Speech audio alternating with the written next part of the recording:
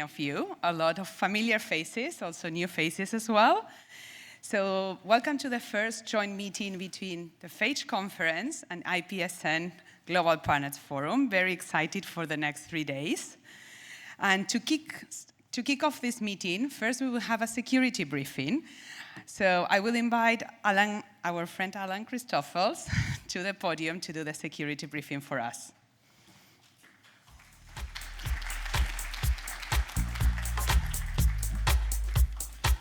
Good morning. So please do not be alarmed. I have not changed my job. I'm not the security officer.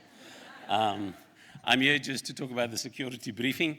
And so as you know, with a meeting of this size, there are a couple of things that might sound obvious, but it's better that it sound obvious than for it to be a crisis. And so welcome to Cape Town. For those that have been here before, welcome back again. Please stay longer if you can. Just in terms of a few house rules, this will go quite quickly. As you look to the back of the room, you'll get toilets to the left as well as to the right. This is a non-smoking facility, and so if you do want to smoke, that'll be on the outside of the building. There'll be catering that will be served outside of this venue. And so we ask that you enjoy the meals outside of this venue. In terms of emergencies, this is probably the important notice. There is no fire drill scheduled for today. So if you hear a fire alarm, it's not a drill. And if you're like me at the university, you wait for them to come pull you out of your office to take part in the fire drill, there are no fire drills today. So if you hear the alarm, it means you must actually go, right? And so the way it happens is, in the unfortunate event of an emergency, we all proceed out of this building and make our way to my left. Please don't go to the right. You'll find no one there. Make your way to the left, and there's a traffic circle to the left, and that is the place where everybody will congregate for further instructions. So is that clear? You don't go to the right, no one will be there. You need to go to my left and out of the building and then work your way a short distance, and there's a traffic circle and instructions will be then handed out there. Anything else? Nothing else. Furthermore, I'm going to hand over back to Josefina, and we'll continue engaging. Thanks very much.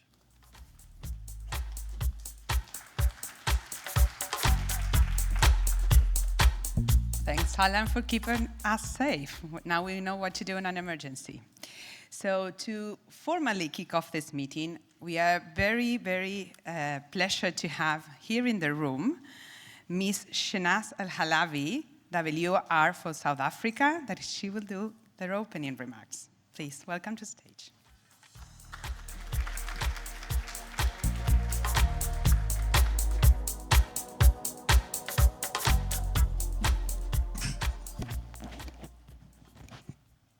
Good morning, ladies and gentlemen. Let me start by recognizing a few names. Apologies if I miss anybody out. I don't have any list with me. The WHO Berlin team that is here. I see Oliver Morgan and Josefina, the rest of the team as well that is here. The WHO regional office team, WHO members from HQ. I recognize our partners as well. We have Oliver Morgan, I see here, and of course other partners that I also hear from the Alliance, the partners that are also here from the network, Africa CDC, the government representatives here. Let me just say, ladies and gentlemen, distinguished colleagues, partners, and friends, all protocol observed, a very good morning to you all. It is indeed a privilege to welcome you to the third IPSN Global Partners Forum, a space that brings together world-renowned scientists and using genomic surveillance to advance global health. Hosted at the WHO Hub for Pandemic and Epidemic Intelligence in Berlin, Germany, this forum embodies the spirit of collaboration that defines our collective pursuit of stronger, more resilient health systems. I'm especially proud to join you this morning as South Africa's WHO Country Office representative from a country that has experienced firsthand how genomic science can transform the public health action. This has been my home for the last 6 months. I was previously in Geneva for 8 years. This year's joint convening with the Public Health Alliance for Genomic Epidemiology and the WHO Regional Office for Africa highlights the value of partnership as a practice that drives impact. It reminds us that when data, expertise, and shared purpose come together, the result is progress that saves lives. In South Africa, genomic surveillance has become critical to how we detect, understand, and respond to health threats. Through the Network for Genomics Surveillance in South Africa, our scientists have generated sequences for different pathogens such as SARS-CoV-2, malaria, cholera, influenza, antimicrobial resistance, to name but a few. With WHO's support, the Regional Collaborating Center for Genomic Surveillance and Bioinformatics in Cape Town is now helping 14 SADC countries and the rest of the region to strengthen their sequencing capacity, ensuring that regional progress is shared progress. But our experience also offers lessons. Sustainable financing remains a challenge, as does embedding genomic data within real-time decision-making. We continue to face gaps in our data systems, in bioinformatics expertise, and in our unequal access to infrastructure across the region. Yet these challenges have become opportunities to invest in local talent, harmonize data systems, and ensure that genomic insights translate into concrete policy actions. From shaping vaccine deployment strategies to guiding outbreak responses, South Africa's journey demonstrates how data can move from the laboratory to the front lines of healthcare. Our focus now is to deepen this integration, expanding genomic surveillance to include zoonotic and vaccine-preventable diseases, strengthening cross-border sharing, data sharing, and aligning national efforts with WHO's Global Genomic Surveillance Strategy of 2022 to 2032. Above all, we are determined to make data work, to prepare for people, to turn information into intelligence, and intelligence into action that strengthens the health system and safeguards every community. As we open this forum, I encourage us to think boldly and act decisively. Let us move beyond generating data to generating impact, building a future where evidence guides every decision and every decision brings us closer to a healthier, more resilient world. I'm reliably informed that this forum is the first time to have such a joint forum. I see great opportunities. Firstly, as many of you know, just in May this year, there was a historic landmark agreement, the pandemic agreement, that was endorsed by member states at the World Health Assembly. This year, and the next year, we hope that we will be able to actually endorse and agree on the PAPS next year. So the question is, how do we use this forum as an opportunity to prepare our member states to better negotiate and ensure that we actually have an agreement on the PAPS next year? So firstly, that's one opportunity I see for this meeting. Secondly, having been WR for 7 months here in South Africa, I would like to see how we strengthen the linkages between these networks, the alliances, and the member states.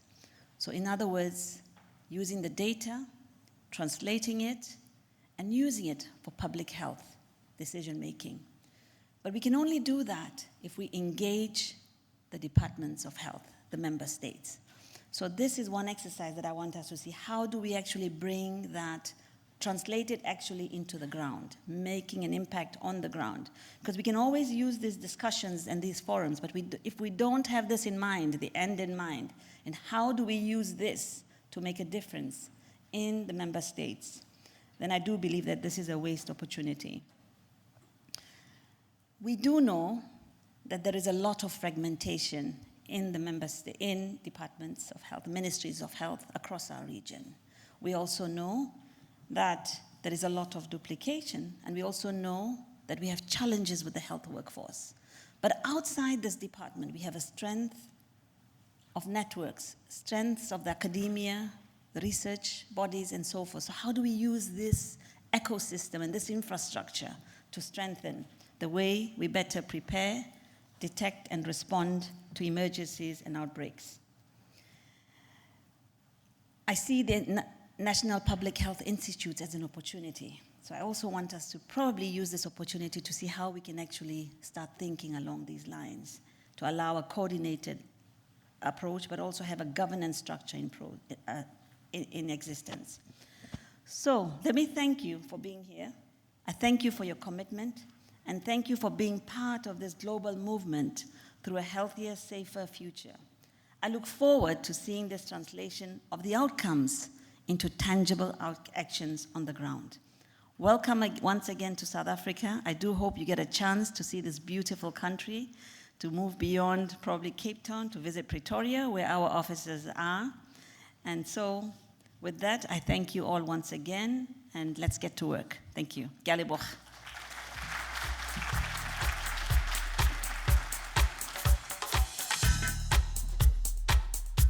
Thank you for those remarks.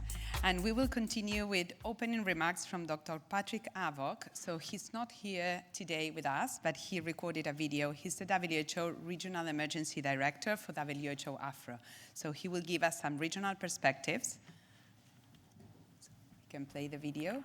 Dear colleagues, partners, and friends, it gives me great pleasure to join you at the 2025 International Pathogen Surveillance Network Global Partners Forum and the Public Health Alliance for Genomic Epidemiology Conference, a gathering that stands at the intersection of science, policy, and public health action. Under the theme, Data for Action, Overcoming Challenges and Seizing Opportunities in Public Health Genomics, we come together with one shared goal to translate data into action that save lives and transparency in data sharing. This event reflects the power of partnership, the collaboration between International Pathogen Surveillance Network, the Public Health Alliance for Genomics Epidemiology, and the World Health Organization Regional Office for Africa, reflects our collective belief that genomic surveillance is about health of the people, disease monitoring systems, and trust. The Public Health Alliance for Genomic Epidemiology provides the tools and technical excellence that data analysis possible, offers the global network and coordination, and WHO brings the policy framework and country support that ensure science translates into public health impact. Together, we are bridging the gap between innovation and implementation, between data and decision making.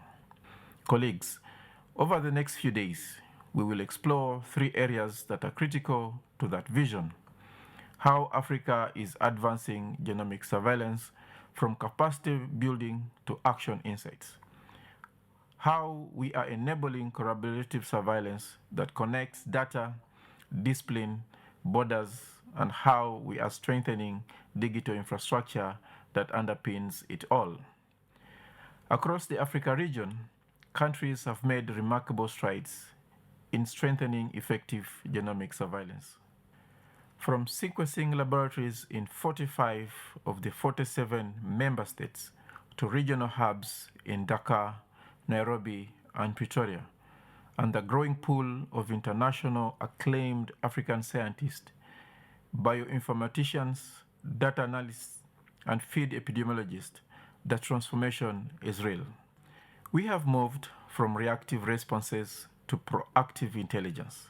Genomic data generated here in Africa has informed global COVID-19 variant tracking, guided both cholera and mpox responses, and improved malaria and AMR surveillance. These advances demonstrate that when equipped and empowered, Africa not only contributes to global science, but Africa leads it. Our journey began with building capacity, which includes establishing and strengthening labs, training scientists, and procuring equipment. Today, our focus has shifted to connecting that capacity with action. We are seeing countries integrate genomic data into national decision-making, refining case definitions, targeting vaccination campaigns, and improving outbreak readiness. This is what data for action truly means.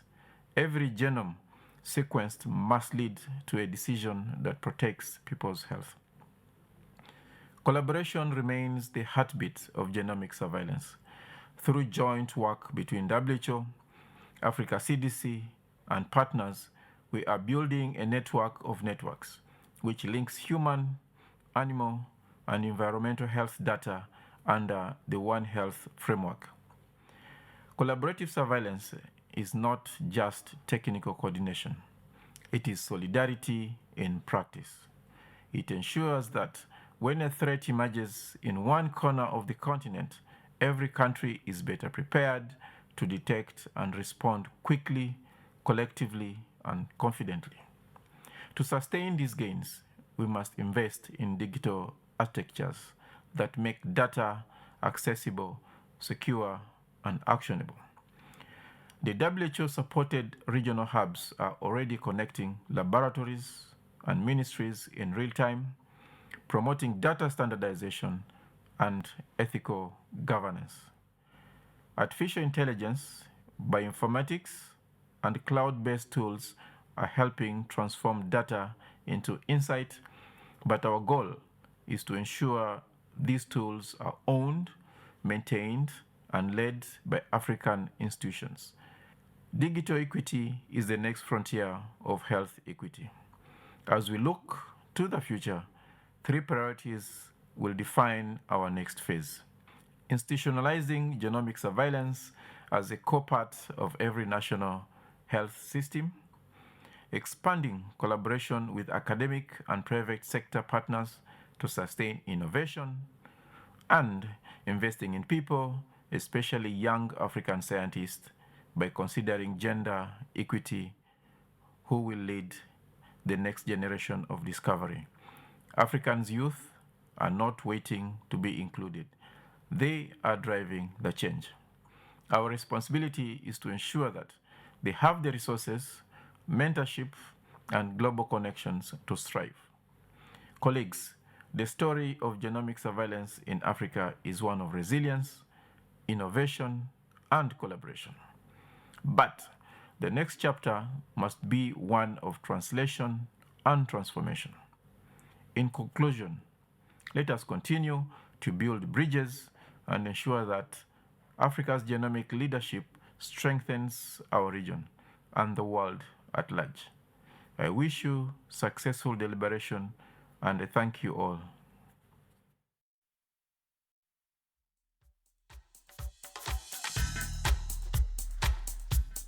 Thanks to Dr. Patrick Abok that provides these remarks recorded. And now we have country perspective. We move to a regional perspective from AFRO, and now we will go to the global perspective. So I'm welcome to invite to stage Dr. Oliver Morgan, who is Director and Head of Office at the WHO Hub for Pandemic and Epidemic Intelligence in Berlin, and my boss. So welcome with a big applause to give this global perspectives.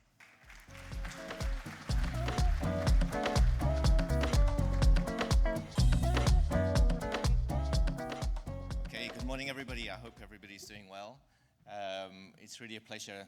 I'm here really on behalf of IPSN and the IPSN team and the IPSN network to wish everybody good morning. But I should really start by saying a big thanks to PHA4GE, Alan in particular, who are co-organizing this event, or we're co-organizing it with PHA4GE, maybe I should say, as our hosts. Thanks, of course, to Shenaaz and the rest of the WHO AFRO team as well. It's really, really great to be here. I actually got here on Friday and enjoyed some of the workshops on Saturday morning that, and all day Saturday that PHA4GE organized.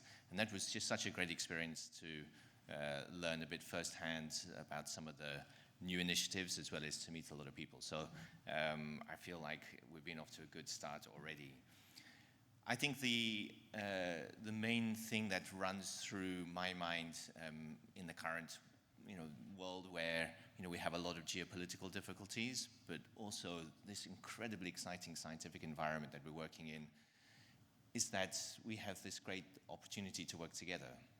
And maybe these two forces are driving us to work together. And we have people from all over the world that have come here, people who are passionate about genomics and pathogen genomics in particular. And so it's really great to see colleagues from all corners of the world who've gathered here today to talk about this topic. I think despite the enthusiasm and opportunity, I think we still got a lot of work to do.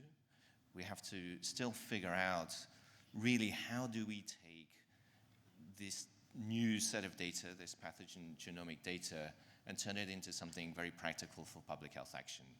And it's that whole value chain that we're all working on. Some of us are working on different pieces of it.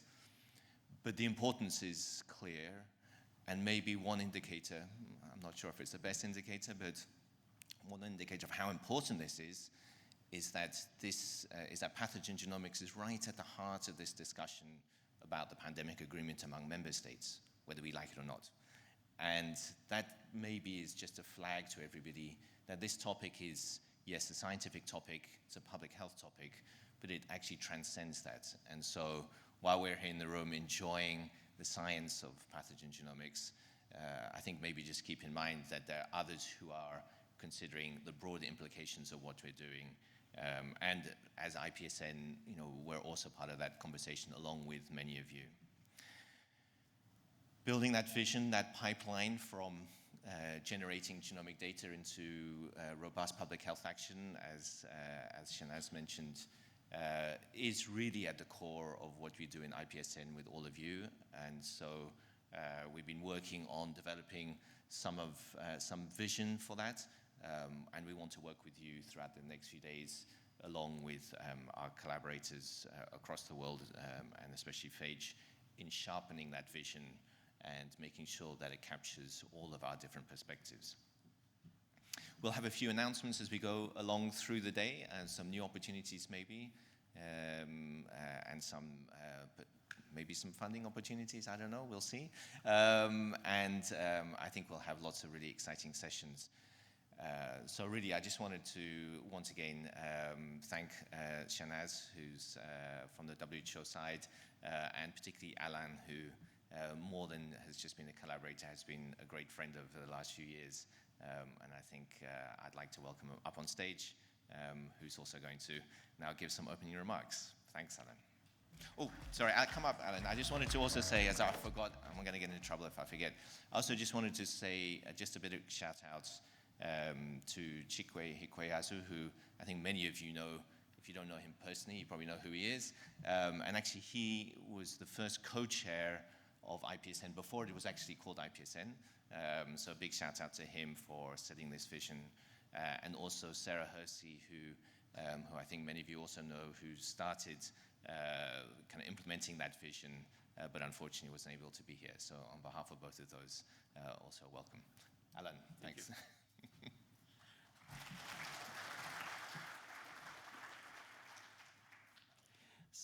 So I think appreciate the greetings, and I think from myself and as part of the PHA4GE Alliance, I do want to extend a welcome to all of you.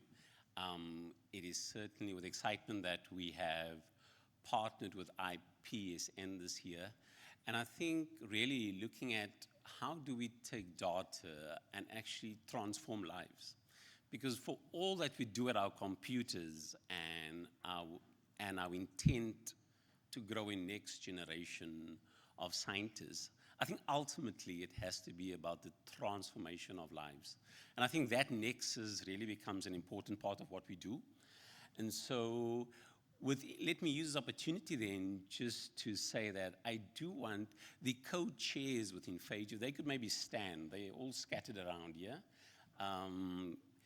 Because I think one thing you realize is that if we have a global alliance that meets online in front of a computer terminal for 2 years, and then we actually see, and then we actually meet each other along the way, I just want to acknowledge the leadership within PHA4GE.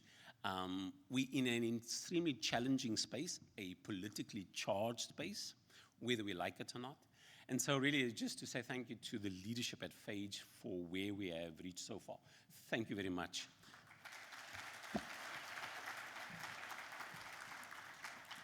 And then for a group of people that keeps me on my toes, and I get scolded often, the PHA4GE Secretariat, they are somewhere in the room and outside as well. If they are in the room, could you just stand? Their hands at the back.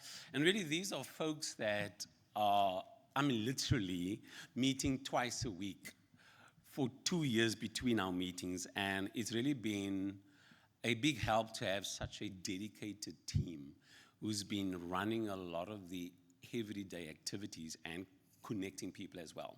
And so with that as a background, back in 2019, when a group of us got together in Seattle and invited by the Gates Foundation to think through what does the space look like when we are embedded within a data-generating ecosystem, but what does that space look like in order to push the envelope forward in terms of actually transforming lives?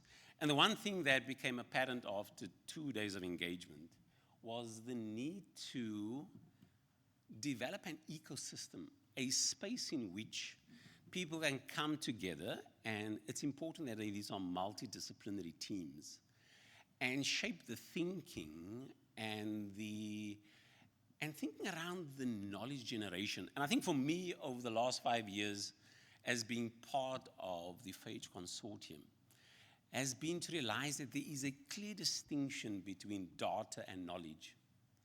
I think our technological advancements globally and lower the barrier to entry for those has meant that the data production actually becomes a easier component of what we do collectively. But it is the knowledge production which I think is our challenge. And it is interpreting the data and making sense of that so that we can actually achieve that mission, and which my colleagues who spoke before me has been talking through. How do we take the data and in fact translate that in our context, public health specifically? How do we actually make the most of that and then transform people as a result of that? And so for me, I think that really underpins a lot of the work that we do in PHA4GE. A lot of our activities throughout the year is very much virtual, a lot of interaction online. And I think for us, what drives us is the ability to connect people with a shared vision. And I think that for us is essential. And so what you do find is that we have grown, I think, in leaps and bounds. And so while these are metrics, I think it speaks to, a human condition of needing to collaborate, needing to join our expertise actually to address the challenges which we find. And so we're very excited about the expansion within PHA4GE, but really it needs to go beyond the numbers. And so we are very excited at some of the impacts which we have experienced. And so for the umpteen number of Slack messages, and Peter will remind me continuously that I don't spend time on Slack. But I think it is, as a community, we are really driving the provision of guidance documents to help, in some ways, stimulate discussion. But I think if we're true to ourselves as scientists, we need to agitate as well, because I think we need to hold each other accountable for the kind of robust solutions which we put forward. And I just want to highlight one over here, and that is the impact that is currently felt. And so some of the work we do globally is in low and middle income countries as well. And we've seen in the last 2 months 10 African countries that have embedded the adoption of phage tools within their national genomic strategies. And I think that kind of translation is absolutely pertinent, because if we are going to sustain the scientific development to the point of translation, as our previous speakers have spoken about, is are we going to feel the impact on the ground? And so we are very excited about 10 countries that have actually come on board to partner with us to make it a national imperative to utilize and expand on what phage is producing.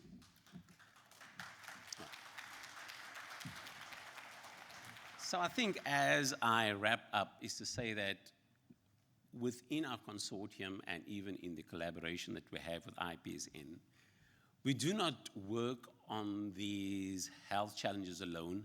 We have a firm belief that it is learning from one another. I think the co-creation of knowledge is an important driver. It is the one thing that will sustain us. And this picture just represents the workshops that have taken place prior to our conference starting, and provided an opportunity for people to engage. And we are hoping that in the course of these 3 days, that this forum will be one that would go beyond doing presentations, but I think that we'll have critical conversations. It is the uncomfortable discussions which I think as scientists and public health practitioners, we have that privilege to engage robustly, because we do share a vision for transformation and transformation of the health sector in particular. And so with that, I do want to encourage you to, there's no question that is wrong. I think let us hold each other accountable. Let us strive to really look at how do we take data and actually change that into actions. And that is what my colleagues have mentioned is really the underlying theme that is hopefully going to run through this particular conference. I would go amiss if I were to not mention that the partnerships, which I think that has facilitated the conference which we have at the moment, we have seen in our last event as well as in this one, we have partners that have stuck by us, and so I just want to acknowledge them as it's shown on this slide and appreciate the efforts that they have made in order to facilitate the outreach of what we do, and to know that that does not go unnoticed. We are very excited to have a large cohort of attendees that have really enjoyed that are enjoying the travel fellowships that have been provided through each of you that are present on the slide. And so with that, I do encourage you to enjoy the time here, spend some time and go have a look around Cape Town as well. We want to welcome you to our city on behalf of both the IPSN Global Partners Forum as well as PHA4GE. Thank you very much.